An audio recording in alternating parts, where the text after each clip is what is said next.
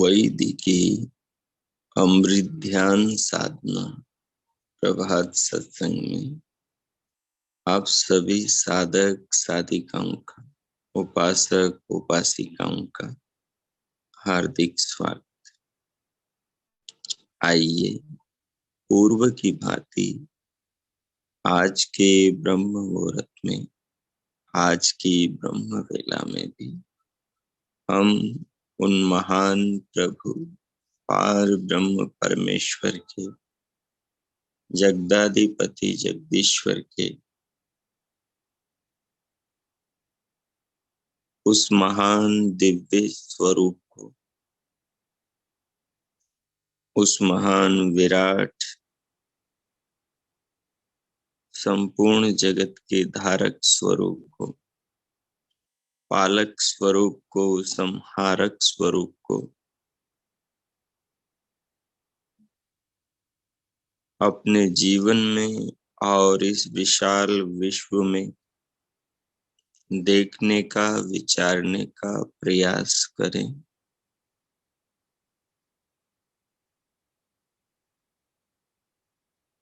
जिस किसी आसन पर आलथी पालथी में आप बैठे हैं, उसे व्यवस्थित कर लें। कमर, पीठ, गर्दन को सीधा और सहज रखें। दोनों हथेलियों को गोद में रखें। नेत्रों को बंद रखें। पलकों को सहज रखें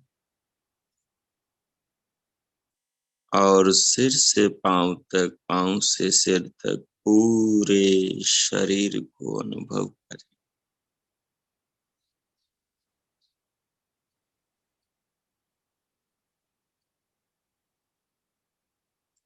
संपूर्ण शरीर को अनुभव करते हुए अब बाहर से भीतर आने वाली श्वास प्रश्वास को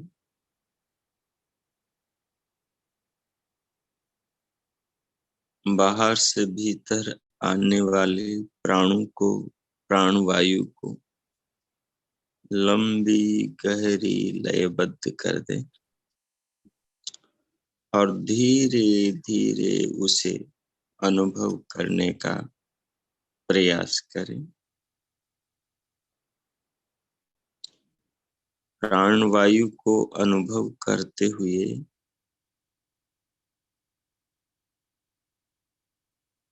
प्राणवायु को अनुभव करते हुए पूरे शरीर को अनुभव करें।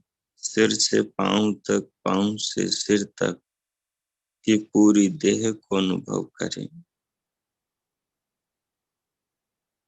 प्राणवायु में जो काम कर रहा नियम है,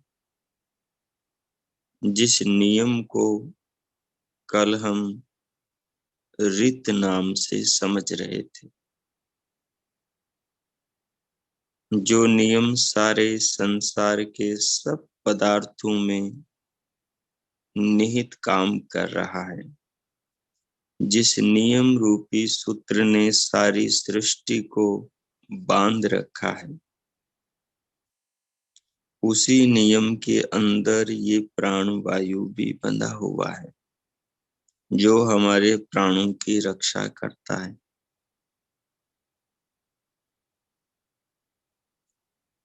ये प्राण वायु का एक नियम है, और वो नियम ये है कि ये जब तक हमारे शरीर में आता और जाता रहता है, तब तक ये हमारा शरीर जीवित रहता है।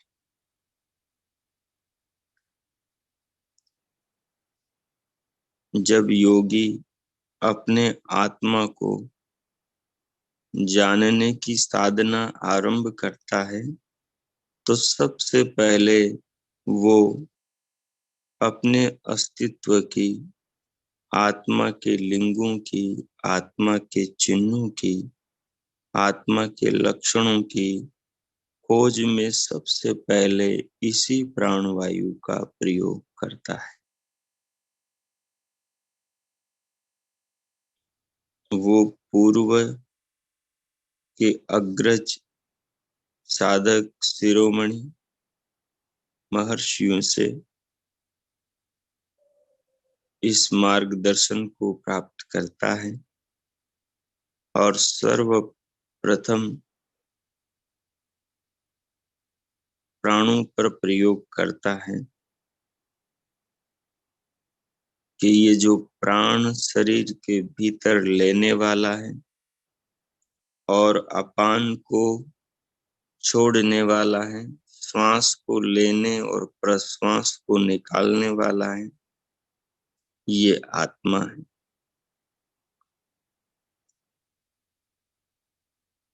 तो सबसे पहले प्राण का प्रयोग करता है। ये जो प्राण है, ये प्राण एक नियम में बंधा हुआ है, और वो नियम ये है कि जब तक शरीर में आत्मा रहेगा, तब तक ये प्राण शरीर में आता और जाता रहेगा। जब तक शरीर में आत्मा रहेगा, तब तक इस प्राण की अनुभूति आत्मा अपने शरीर में नित्य करता रहेगा, नित्य कर सकता है। ये एक नियम है, ये एक रीत है, और आप जीवन पर्यंत और जब से अनुभव करने लगे हैं अपने जीवन को, तब से आज तक ये प्राण निरंतर आता और जाता रहा है। ये प्राण हमेशा परिवर्तित होता रहा है। जो पिछली श्वास थी वो अगली श्वास नहीं है, और जो अगली श्वास होगी वो अगली श्वास नहीं होगी। अर्थात एक के बाद जो दूसरी श्वास आती है, दूसरा प्राण, तीसरा प्राण क्रमशः आगे आगे आते हैं। हर प्राण से अलग होता है, हर श्वास से अलग होती है। ये श्वास कैसी हैं अपने शरीर में? परिवर्तनशील, निरंतर बदलती हुई जीवन की ज्योत का ईंधन बन रही। लेकिन हर श्वास का काम एक ही है, शरीर के अंदर की सब शक्तियों को, अंग प्रत्यंगों को जीवन देना। यही श्वास भीतर जाकर प्राण से अपान में, व्यान में, समान में और उदान में परिवर्तित होती है।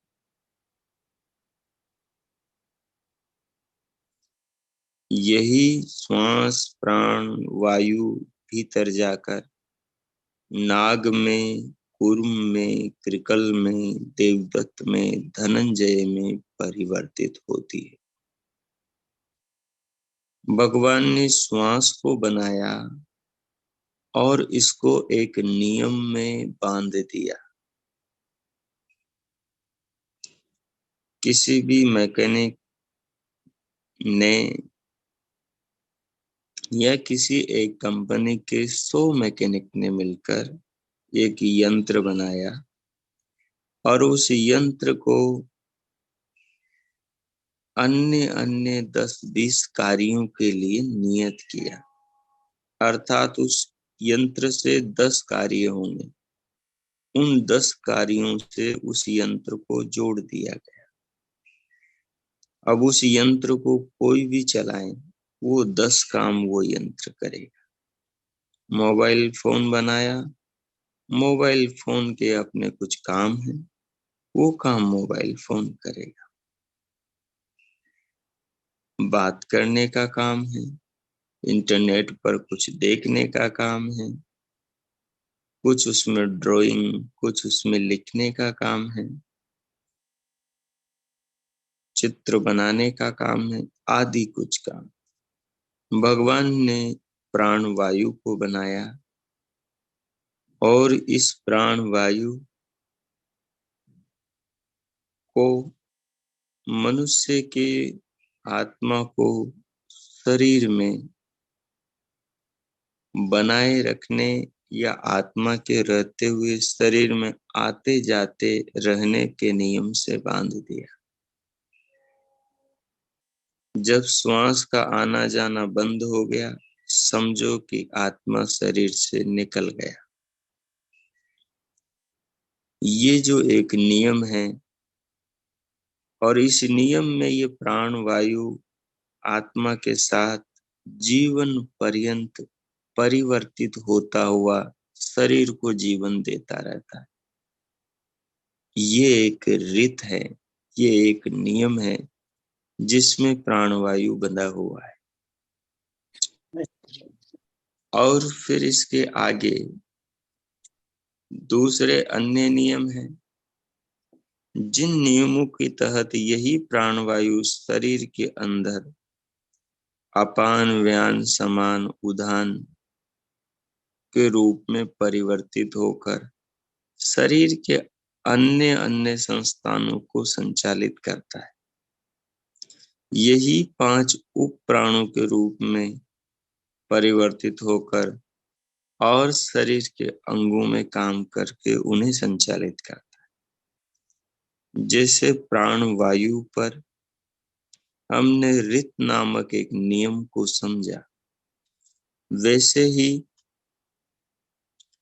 अन्य भी जो हमारी इंद्रियां हैं और जो उनके विषय हैं और जो भूत पदार्थ हैं, वो सब भी किसी न किसी नियम में बंधे हुए हैं। उनका वो हर नियम एक रीत है। इस प्रकार शरीर में और संसार में अलग अलग पदार्थों में एक ही जो रीत है, वो अलग अलग नियमों के रूप में अनंत रूप में काम करता है। सूर्य में भी एक रीत है जो निरंतर काम कर रहा है। चंद्रमा में एक अलग रीत है, एक अलग नियम है, एक अलग व्यवस्था है जो निरंतर काम कर रही है। मनुष्य के शरीर में अनंत नियम है, अनंत रीत है, वो अलग अलग काम कर रहे हैं। चक्षु इंद्रिय एक रीत से, एक नियम से बंधी हुई है कि वो दिखाने का काम करेगी, तो वो दिखाने का काम कर रही है। श्रोत्र इंद्रिय एक अलग नियम से, रीत से बंधी हुई है, तो वो रीत से बंधी श्रोत्र इंद्रिय अलग काम कर रही है, दिखाने का काम नहीं। वो सुनाने का काम कर रही है। रसना इंद्रिय को परमात्मा ने एक अलग रीत से बांधा है, एक अलग नियम में बांधा है, और उसका नियम है षड रसों के स्वाद को अनुभव कराना। तो रसना इंद्रिय षड रसों के स्वाद को अनुभव करा रही। सुना जाता है कि शरीर की सब कोशिकाएं निरंतर बदलती रहती हैं, निरंतर बदलती रहती।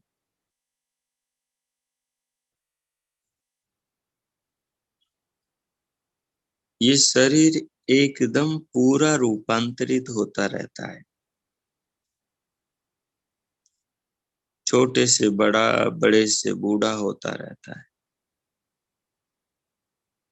तो उस समय ज्ञानेंद्रियां, उनके गोलक सब परिवर्तित हो जाते हैं, लेकिन ज्ञानेंद्रिय के जो परमाणु हैं, जो सूक्ष्माति सूक्ष्म कण है प्रकृति के, जिन कणों को परमात्मा ने इस प्रकार से जोड़ा है कि उनसे एक रूप को दिखाने वाली चक्षु इंद्रिय बन गई है, कि उन परमाणु से शब्दों को सुनाने वाली श्रोत्र इंद्रिय बन गई है, कि उन परमाणु से षड रसों को चखाने वाली रसना इंद्रिय बन गई, कि उन परमाणु से गंध सुगंध सुरभि असुरभि को सूंघाने वाली घ्राण इंद्रिय बन गई, कि उन परमाणु से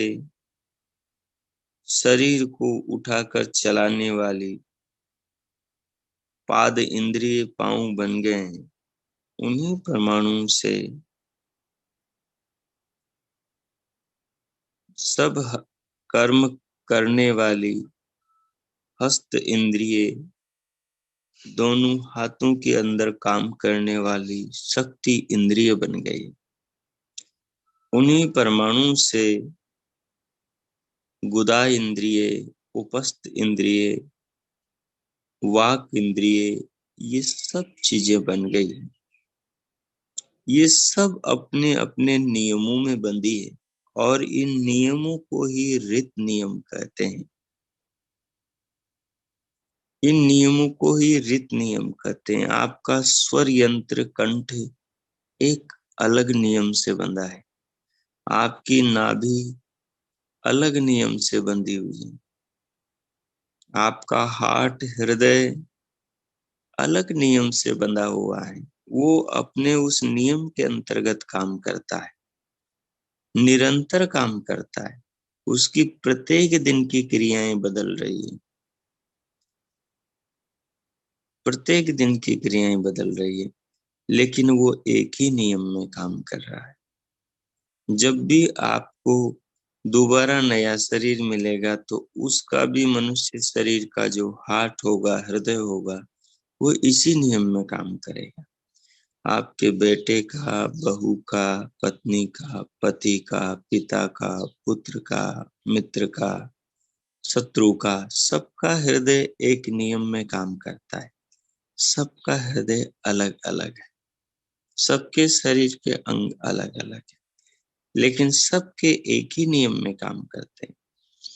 और दोबारा शरीर मिलेगा तब भी शरीर के अंग एक ही नियम में काम करेंगे, लेकिन शरीर के अंग बदल गए होंगे, अंग बदल गए होंगे। शरीर में जो हम पानी पीते हैं, वो पानी एक ही काम करता है। पानी भले ही रोज बदलता रहता है, हर बार बदलता रहता है, लेकिन उसका कार्य एक है। जिस नियम में उसको बांधा है, वो उस नियम में बंध के शरीर में काम करता है। ऐसे ही अग्नि, ऐसे ही वायु, ऐसे ही फल सब्जियां, ऐसे ही औषधियां, ऐसे ही हाथ पांव, ऐसे ही सब ज्ञानेंद्रियां, कर्मेंद्रियां, ऐसे ही बच्चे को बनाने वाली नाभि नाल की सब नाड़ियां, एक नियम में बंधकर काम करती है। जैसे किसी फैक्ट्री के अंदर हजारों नियम होते हैं, सब यंत्र अलग अलग काम करते हैं, सब अलग अलग नियमों में बंधे हैं, सब वर्कर अलग अलग काम से जुड़े हैं, अलग अलग नियमों में बंधे हैं। तो ऐसे ही पूरे शरीर अनंत नियमों में बांधा हुआ है, अनंत नियमों में बांधा हुआ है। घुटने के अलग नियम है, टकने के अलग नियम है, मसूड़ों के अलग नियम है, आमाशय के, जठराग्नि के, लीवर के, गुर्दे के अलग नियम है, मल द्वार के, मूत्र द्वार के अलग नियम है, ब्रह्मरंध्र के, भ्रुकुटी के, काक तालु के अलग नियम है। सारे शरीर के और समस्त नस नाड़ियों के सबके अलग अलग नियम हैं। सब अलग अलग नियमों में, प्रयोजनों में सब बंधे हुए। ये जो अनंत नियम शरीर में, अनंत नियम सृष्टि में है, इनको ऋत नियम कहते हैं।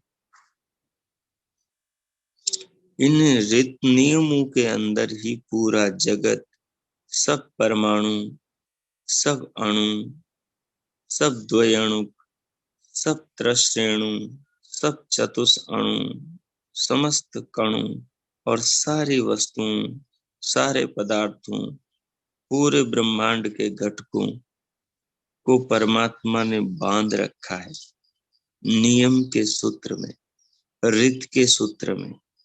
ये जो ऋत हैं, ये ऋत सबको पकड़े हुए हैं, सबको धारण किए हुए हैं। इस ऋत को समझें। दूसरा है सत्य। सत्य ने सारे जगत को धारण कर रखा है।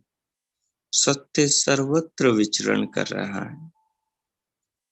सत्य एक नहीं अनेक प्रकार का है। एक नहीं, सत्य अनेक प्रकार का है। जो पदार्थ जिस स्थिति में है, वो स्थिति उन क्षणों में सत्य कहलाती है, और अगले क्षणों में वो स्थिति बदल जाने के कारण पूर्व की स्थिति अब असत्य हो गई है। अब उस पदार्थ की नई स्थिति सत्य बनी हुई है। तो ये सत्य परिवर्तनशील सत्य है, जो वस्तु के साथ क्षण क्षण में बदलता है, क्षण क्षण में बदलता है।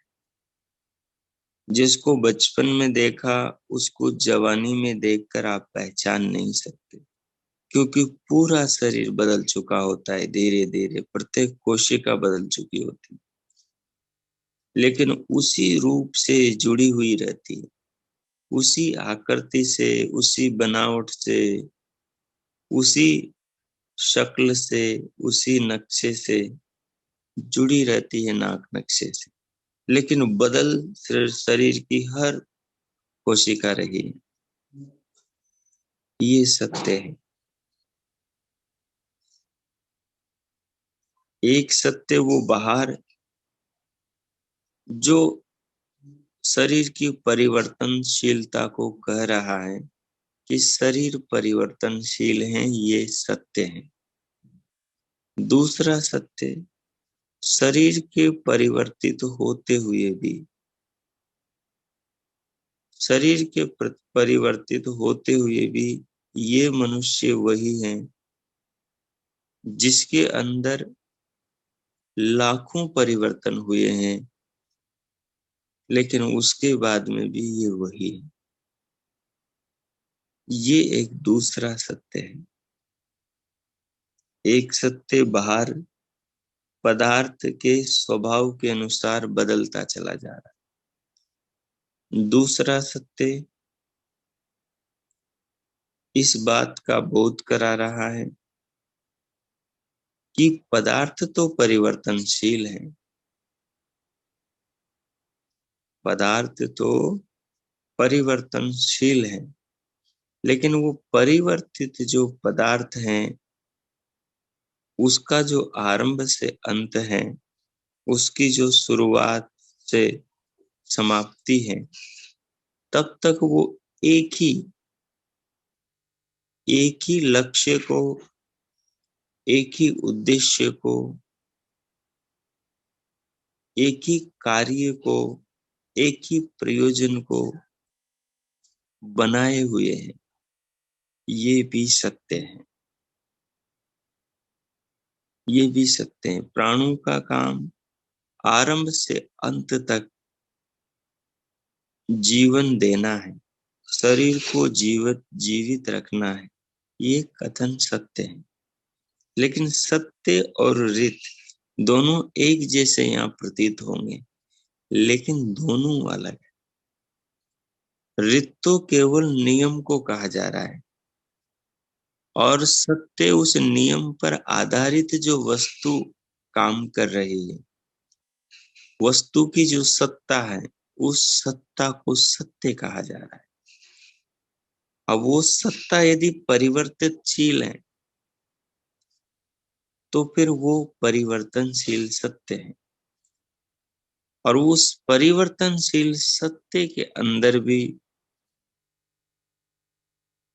जो एक समय तक परिवर्तन उस वस्तु के, उन कणों में, उन पदार्थों में नवीनीकरण होता रहेगा, नए परमाणु का आगमन और पुराने परमाणु का विसर्जन होता रहेगा। ये जो प्रक्रिया पूरी की पूरी चल रही है, इस प्रक्रिया का जो विज्ञान है, वो भी सत्य कहलाएगा। लेकिन ये प्रक्रिया जिन नियमों में चल रही है, वो नियम रीत कहलाएंगे। साधारण शब्दों में कहें तो वस्तु के साथ जो व्यवहार होता है, जो उसका प्रकट रूप है, उस प्रकट रूप को समझने और समझाने के लिए जिसका सहारा लिया जाता है, वो सत्य रूपी प्रणाली है। और वो वस्तु जिन नियमों पर खड़ी हुई अपने अस्तित्व को प्रकट कर रही है, वो नियम रीत कहलाते, वो नियम रीत कहलाते।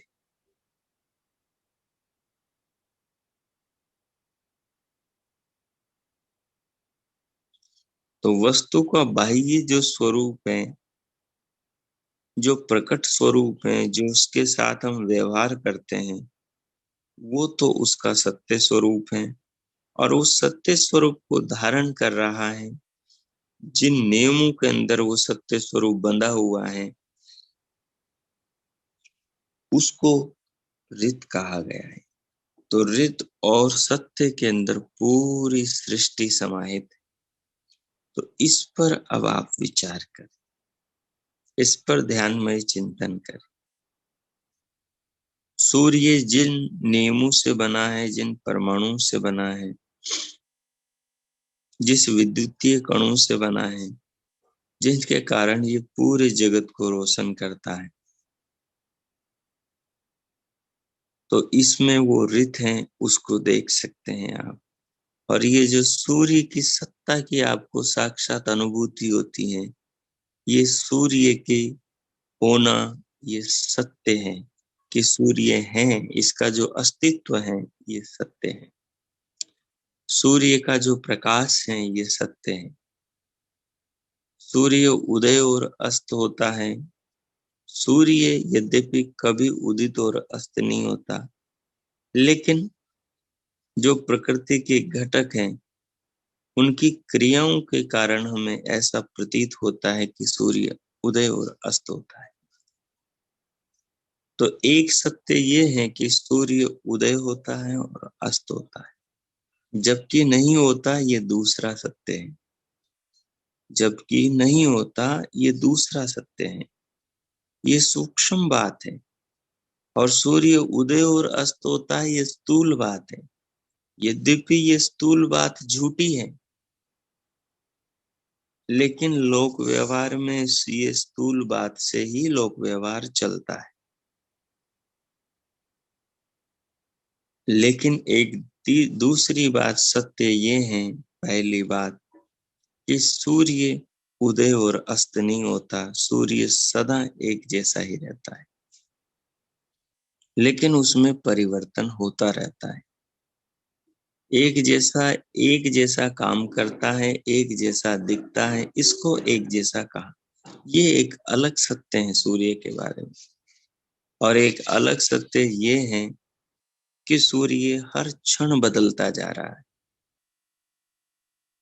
ये निर्माण से विनाश की ओर जा रहा है।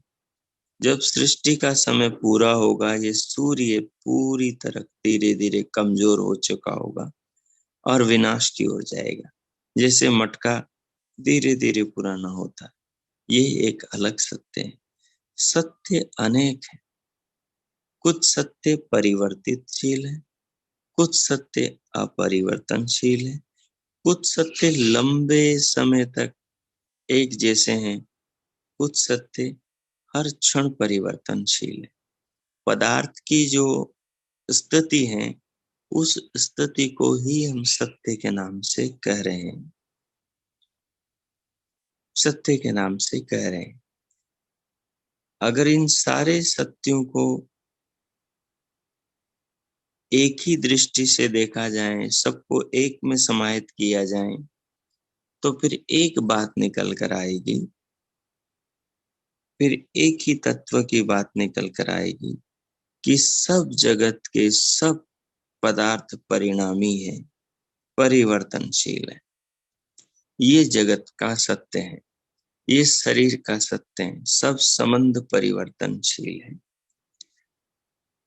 सबके शरीर परिवर्तनशील है, सबके रिश्ते नाते परिवर्तनशील है, पूरा ब्रह्मांड परिवर्तनशील। ये जगत का सत्य है कि जगत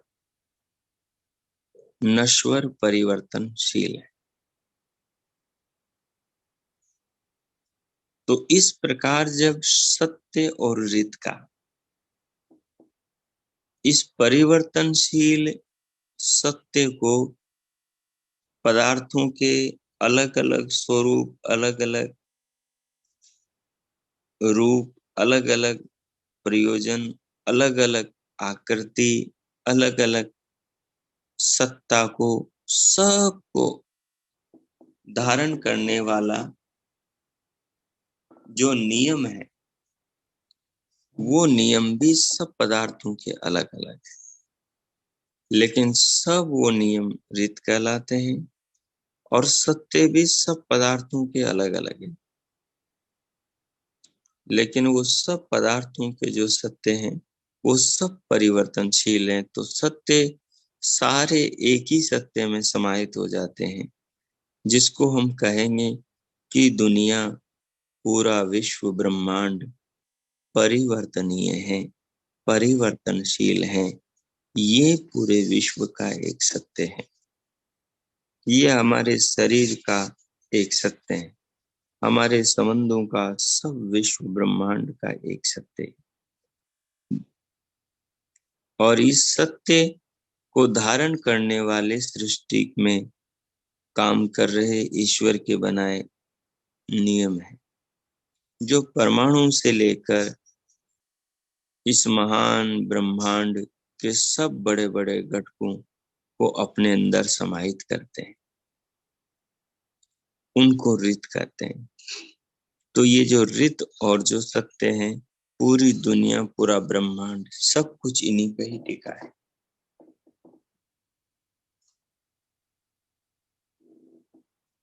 अब मैं मौन होता हूँ, अगले 5-7 मिनट तक आप यही चिंतन करें। इसके लिए श्वास का प्रयोग करते हुए, शरीर को अनुभव करते हुए दिव्य नाद को सुने। दोनों कानों के आकाश में मन लगाकर दिव्य नाद को सुने, शरीर के अंतर्ध्वनि को सुने। और हो सके तो साथ के साथ भ्रुकुटी में भी अंतरचक्षु खोलकर दिव्य प्रकाश देखें।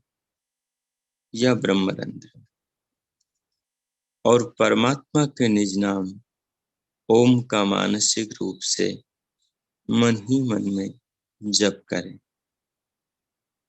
और उनके द्वारा जो सत्य और रित का सृष्टि के सब पदार्थों में और अपने शरीर के सब अंगों में जो निर्माण किया गया है और सारे जगत को इन दो सूत्रों से बांध दिया गया है, इसकी अद्भुत महिमा को देखने का प्रयास करें अपने अंतर्ज्ञान चक्षुओं से ध्यानमय चिंतन करते हुए, प्रभु नाम का मानस जप करते हुए, प्राण लेते छोड़ते अनुभव करते हुए, भ्रुकुटी में दिव्य प्रकाश और ब्रह्मरंध्र में दिव्य नाद सुनते हुए अगले 5-7 मिनट तक ये ध्यान प्रयोग ओम कीजिए।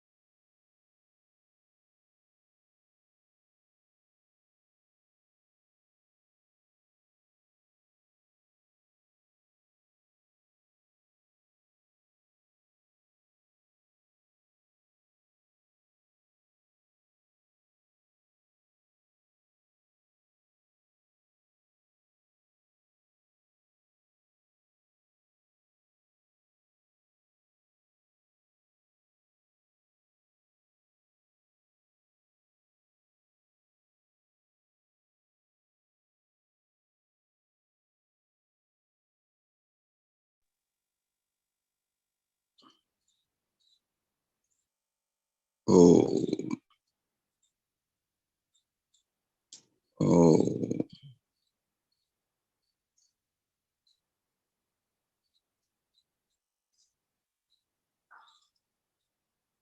इस प्रकार सृष्टि में, जगत के पदार्थों में रित उन नियमों को जिनमें सारे पदार्थ काम करते हैं, और सत्य जो पदार्थों का स्थूल स्वरूप है, जो उनकी अलग अलग स्थितियां हैं, और जो पदार्थ का पूरा व्यक्तित्व है, परिवर्तित होते हुए भी जो उसमें एकता है, एक जैसापन है, एक समानता है, वो स्थिर सत्य और उसका बाह्य परिवर्तनशील सत्य सत्य कहलाता है।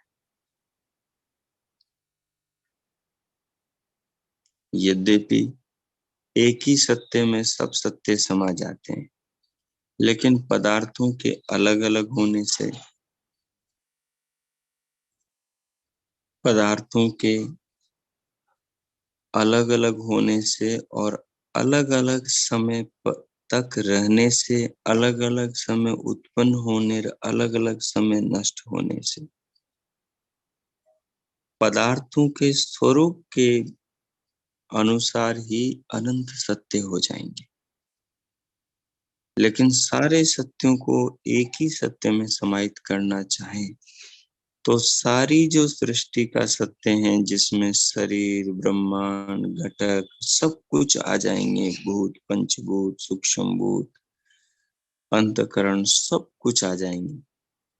यदि एक सत्य में शामिल करना चाहे तो जगत जो कि सत्य स्वरूपी है, ये जगत परिणामी सत्य स्वरूप है।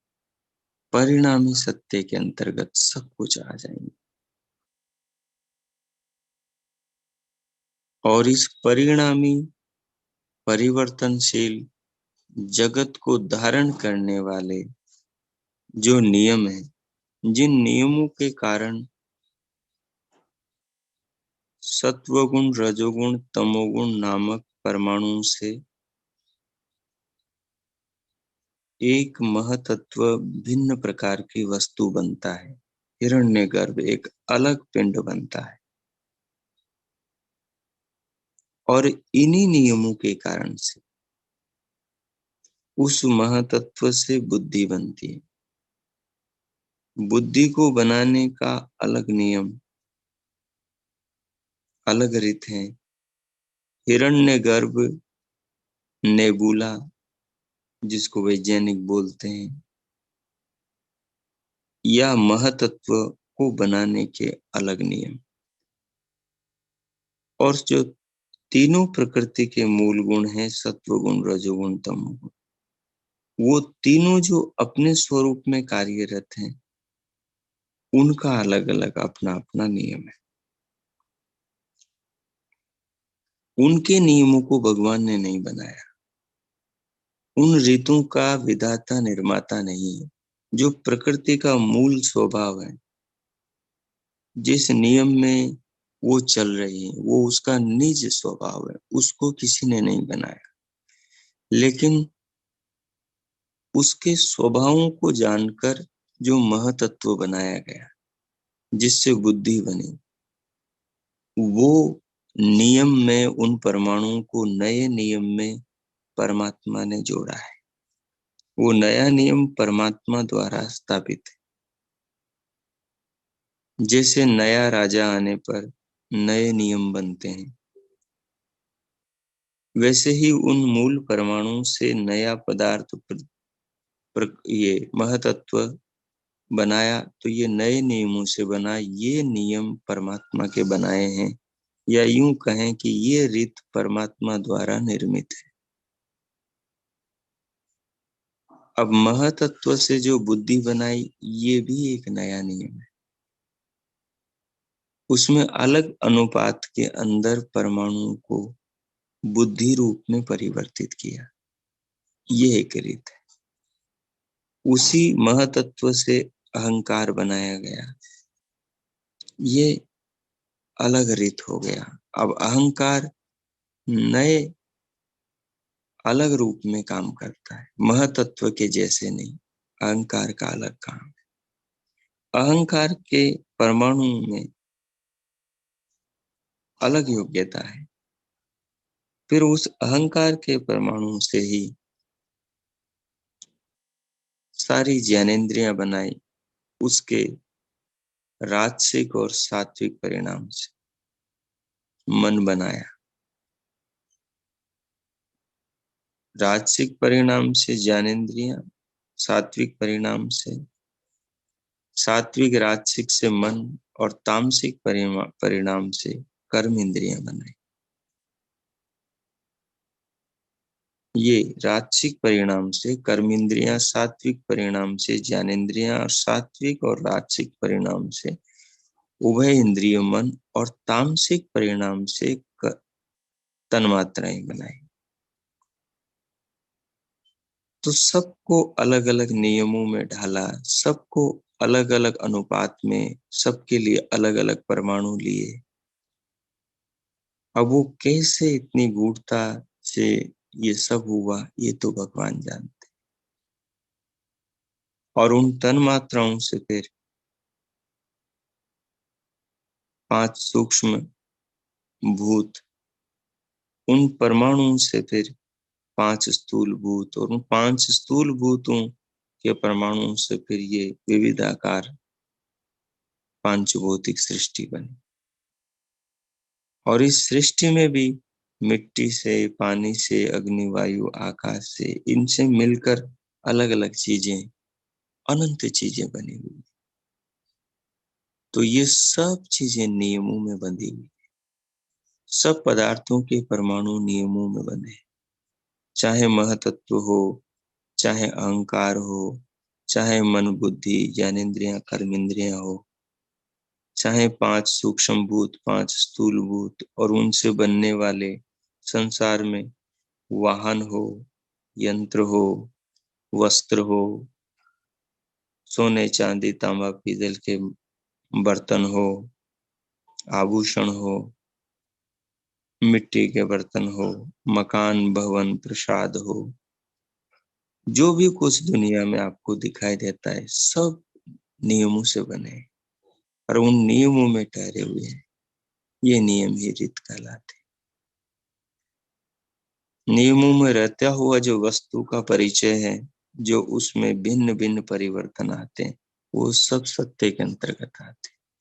तो रीत और सत्य, इन दो दृष्टियों को लेकर पूरे ब्रह्मांड को मंथन करके जो आपने जितना समझा, अनुभव किया है, उसको आत्मसात करते हुए अब भगवान के प्रति हृदय में कृतज्ञता, धन्यवाद अनुभव कर,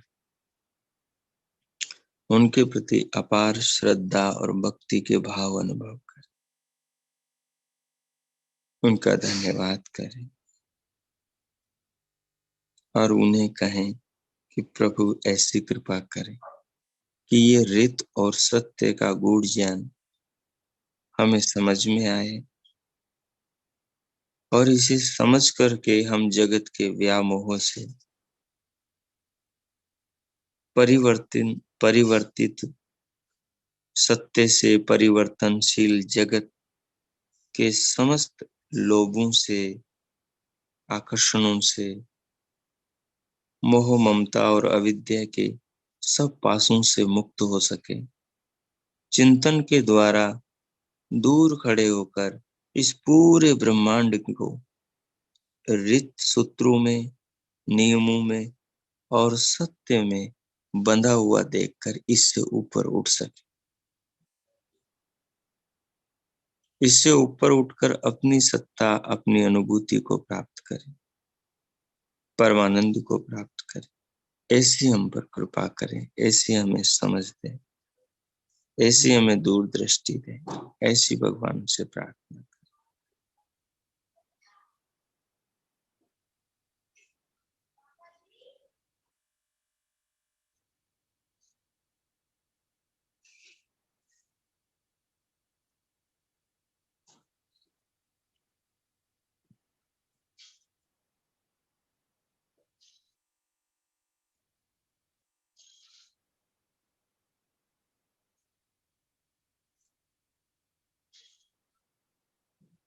इस प्रकार प्रभु से प्रार्थना और उनका धन्यवाद करते हुए अब हम शांति पाठ करेंगे।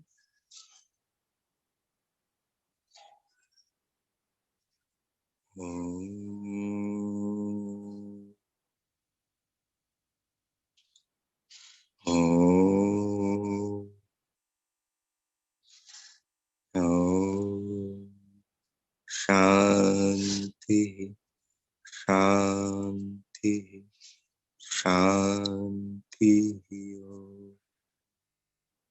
हो आज का आप सबका दिन शुभ हो, मंगलमय हो। प्रभु सबका मंगल करे, सबके लिए बहुत बहुत मंगल का, बहुत बहुत शुभकामनाएं। इति ओम शांति।